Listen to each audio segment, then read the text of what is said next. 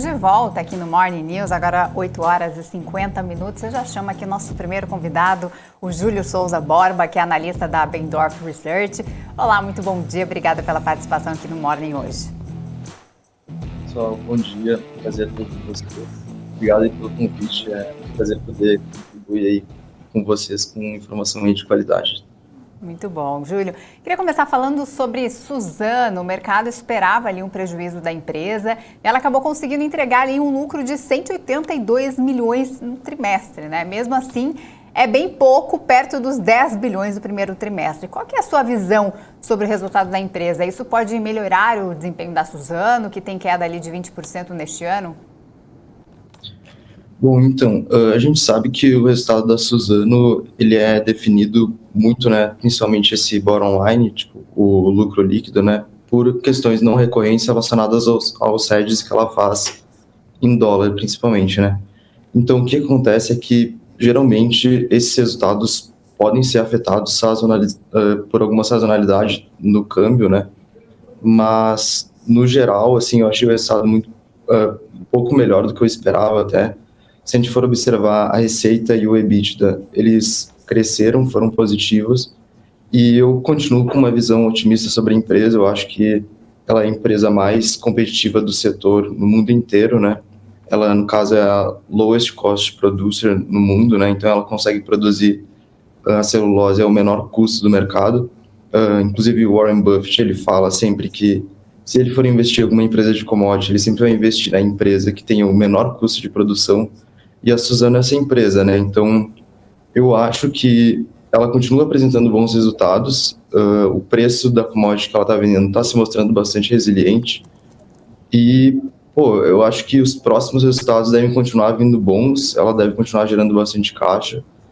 Ela está investindo em alguns projetos bem importantes para aumentar a capacidade produtiva dela, e eu acho que ela vai continuar sendo líder de mercado por bastante tempo, né? Manter esse market share que ela tem hoje em dia, que é bastante alto.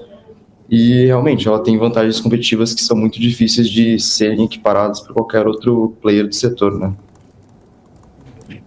Ô, Júlio, a Suzano ela anunciou aumento nos preços, né, para a Europa, América do Norte recentemente. A empresa diz que os mercados aí seguem resilientes. Só a China que está tendo um impacto um pouco maior por causa aí das restrições do Covid-0, lockdowns e tudo mais, né?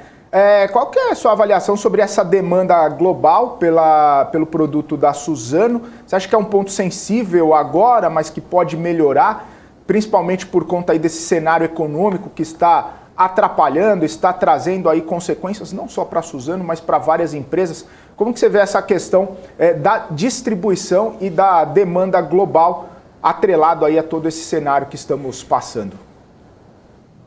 Bom, assim, eu acho que o setor de papel e celulose como um todo, ele tem um cenário de oferta e demanda bem apertado, assim como várias outras commodities, mas eu acho que o setor de papel e celulose, assim como o setor de petróleo, são alguns setores onde tem esse balanço entre oferta e demanda mais apertado no momento. A gente está vendo que os estoques de celulose na Europa estão em níveis baixíssimos, né? São alguns dos menores níveis aí das últimas décadas. Então, e as previsões são que até 2026, pelo menos, né, o que o mercado prevê é que tanto a oferta como a demanda cresçam aí por volta de 1,6 milhões de toneladas por ano. E dado que os estoques estão baixos, né, inclusive estão ocorrendo muitas interrupções, paradas não programadas em várias fábricas em outros lugares do mundo por questão de não ter ocorrido investimento nas últimas décadas, não ter tido alguma modernização dessas fábricas, né?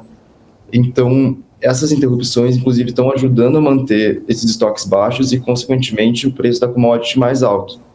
E eu vejo que esse balanço de oferta e demanda vai ajudar o preço da celulose a se manter mais elevado, mesmo que a gente tenha um cenário de recessão global, assim como eu vejo para o petróleo. E eu acredito que isso seja um pouco diferente para outras commodities, porque diversos outros commodities, como, por exemplo, o minério de ferro, o aço, eles dependem muito mais da demanda só da China, né? Enquanto a celulose em si, ela não depende totalmente só do mercado chinês. E você falou ali Estava falando da questão do dólar também, né? As empresas de papel e celulose são dolarizadas e o efeito também do câmbio acaba beneficiando de um lado aí com as vendas em dólar, mas também prejudicando de outro, né? O caso das dívidas, por exemplo. Qual que é a sua percepção sobre essa alta do dólar nos últimos tempos e os reflexos nas empresas, né? O dólar mais alto está ajudando ou está mais prejudicando nos resultados? Eu acho que a questão do dólar, ele acaba influenciando muito mais na parte contábil quando a gente vai olhar para a dívida, né? Porque se a gente for olhar para a geração de receita, para a geração de caixa da companhia, isso está completamente relacionado com o dólar, principalmente por causa da Suzano, né?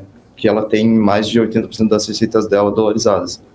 Então, assim, por mais que essa dívida, ela aparente ali no resultado contábil ter ocorrido um aumento, aquela alavancagem que ela tinha antes pode ter aumentado momentaneamente porque o dólar subiu, mas como um todo ela continua capaz de cumprir com as obrigações dela, né? Ela continua gerando um caixa que corresponde, de certa forma, a essas dívidas que ela adquiriu em moeda estrangeira, né? Então eu não acredito que isso represente um risco para a Suzano em questão de pagamento de dívida. Realmente, quem for olhar a última linha do balanço, que é o lucro líquido, vai perceber ali momentaneamente algum resultado pior por questões não recorrentes, né? De variação ali da moeda estrangeira, mas como toda a empresa continua bem, eu acho que o mercado não deve se assustar com isso, não. Acho que inclusive o mercado deve enxergar isso de uma maneira positiva, tanto que a Suzano é uma das empresas que tem o menor beta da bolsa. A gente sabe que quando o dólar sobe, quando a gente tem um cenário de maior risco na bolsa, a gente geralmente vê a Suzano como a principal empresa que sobe na bolsa, né? Uhum. Ô Júlio, tava dando uma olhada, né, tanto Klabin, que divulgou o resultado nessa semana, quanto Suzano, elas têm feito bastante investimento, né? Klabin divulgou ali aquele projeto, né? O projeto Figueira, e Suzano falou hoje que vai aumentar o seu capex de 13 para 16 bilhões só agora em 2022. Eu queria que você explicasse um pouquinho para a gente sobre esses investimentos, sobre esses altos investimentos, e por que o mercado às vezes fica um pouco reticente, né? A gente viu no caso de Klabin, que anunciou esse projeto lá para 2024, 1,5 bilhão de investimento, o mercado ficou um pouco receoso, alguns conselheiros até falaram que não seria um bom investimento, votaram contra ali. Eu queria que você explicasse um pouquinho sobre essa relação dos investimentos nessas empresas, por que elas precisam fazer grandes investimentos, qual que é o motivo por trás ali de toda esse dinheiro colocado ali e o que isso pode trazer de frutos para as empresas ao longo do tempo, né? Se investe muito hoje, qual que é a percepção da empresa em retorno em relação a esses investimentos? Essa é uma pergunta muito boa, inclusive eu iria falar sobre isso de qualquer forma, né? Então a Klabin, ela anunciou esse projeto Figueira, né? Que ela vai gastar 1,6 bilhões de reais, né? Na criação de uma fábrica em Piracicaba, para produzir 240 mil toneladas de papelão ondulado, né? Bom, o que aconteceu, né? Tiveram 2 conselheiros que votaram contra e uma conselheira que, se não me engano, se absteve, por falta, na opinião deles, de diligência sobre o retorno que essas empresas, que a Klabin projetou para esse investimento, né? E assim, realmente, a Klabin não divulgou todos esses dados para a gente consegue pegar um pouco desse comparativo pensando num par que ela tem nesse setor de produção de papelão ondulado, que é a Irani, e realmente ela está fazendo um investimento muito grande.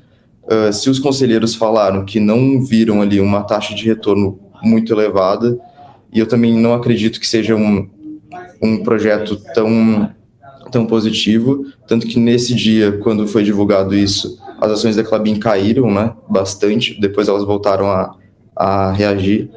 Mas, assim, o que eu percebo nas empresas do setor, o que eu vejo que todos os diretores das companhias estão querendo passar para os investidores nesse momento, né, para o mercado como um todo. Eles estão vendo o setor muito mais como um setor de crescimento do que um setor gerador de caixa, pagador de dividendos, como outras pessoas costumavam ver antes, né? Então, tanto a Klabin quanto a Suzano estão investindo bastante em aumento de capacidade produtiva, né? A Klabin com esse projeto Figueira e com o Puma 2, a Suzano com o projeto Cerrado. E, assim, eles realmente estão bem confiantes no setor, só que tem uma questão, né? A gente não sabe exatamente como vai estar a dinâmica do setor daqui a alguns anos. Particularmente, eu confio bastante na Suzano, por exemplo, pelo fato de ela ser a empresa que tem o menor custo de produção do mundo, e eles estão dizendo, inclusive, que esse projeto deles Cerrado vai ser a fábrica em si de menor custo de produção de celulose no mundo. Então, realmente, eu acredito que aí existe algum espaço confortável para a gente dizer que a Suzano vai continuar gerando valor para o acionista, né?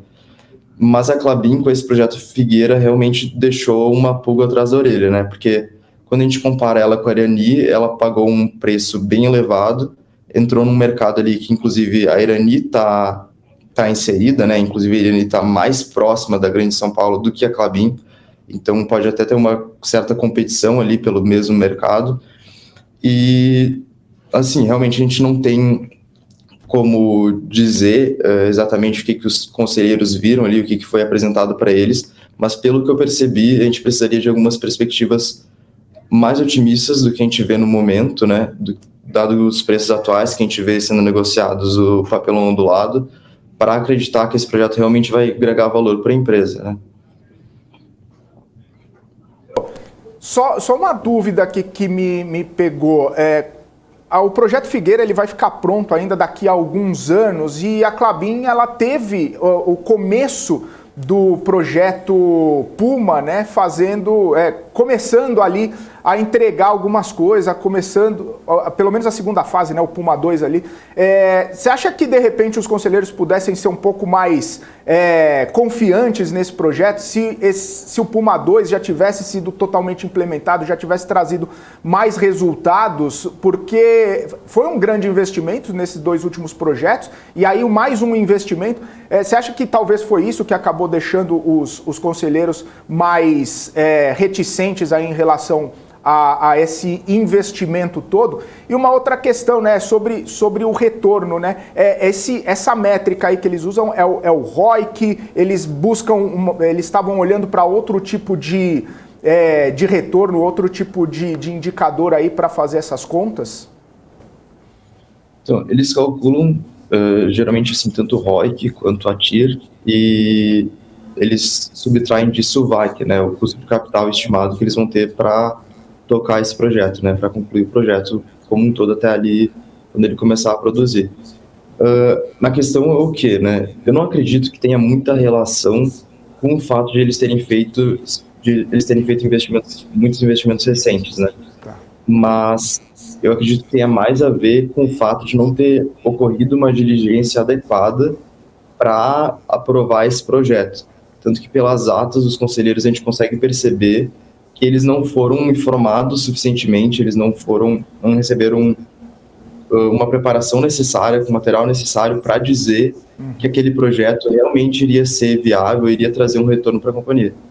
Então, se os conselheiros, que são pessoas, né, que têm uma vasta experiência no setor, inclusive os que votaram contra, são pessoas com uma experiência de décadas no setor de papel e celulose, né, de embalagens, eu acredito que realmente eles estão fazendo esse investimento pensando num cenário muito otimista para embalagens exclusivamente, né, que é porque é aplicado papelão ondulado.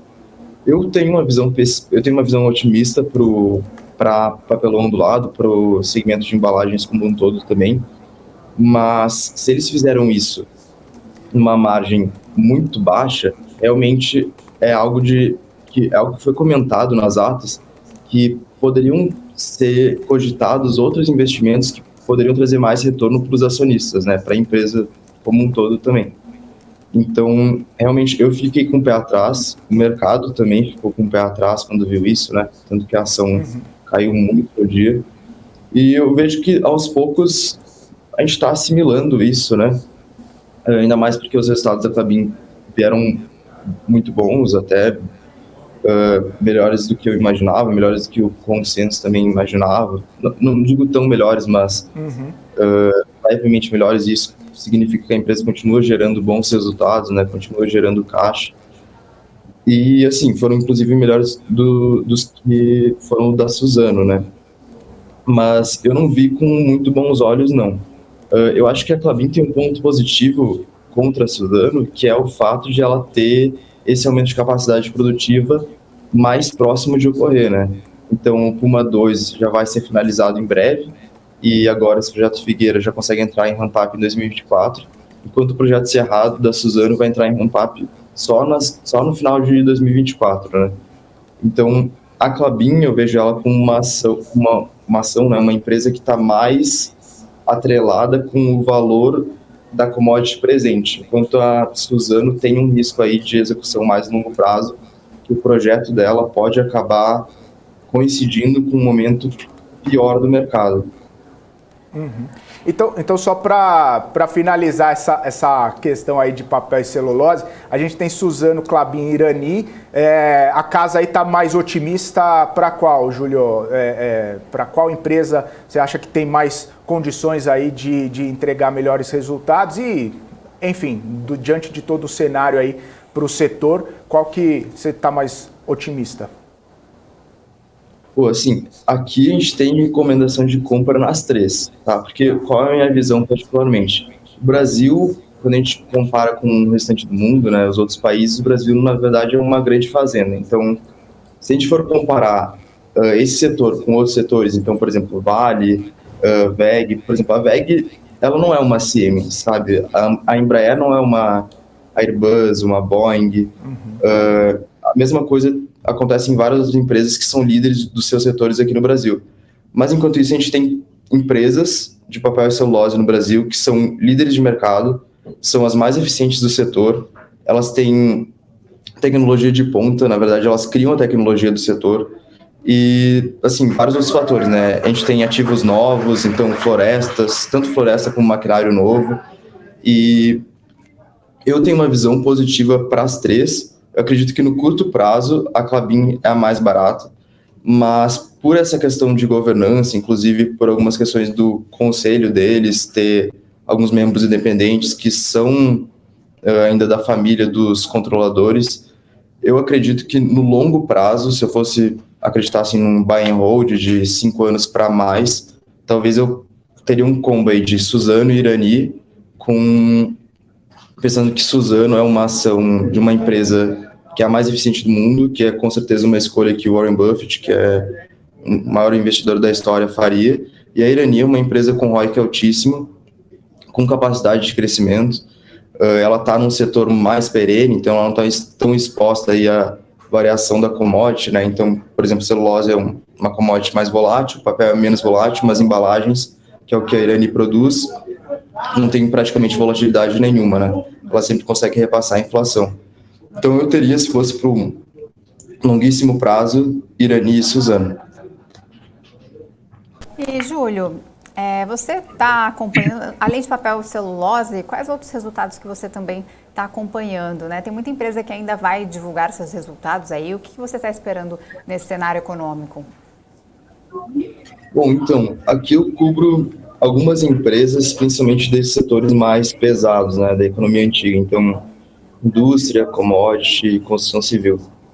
Eu estou otimista como um todo com os resultados. A questão é que o cenário macro, ele ainda não demonstrou melhoras, né?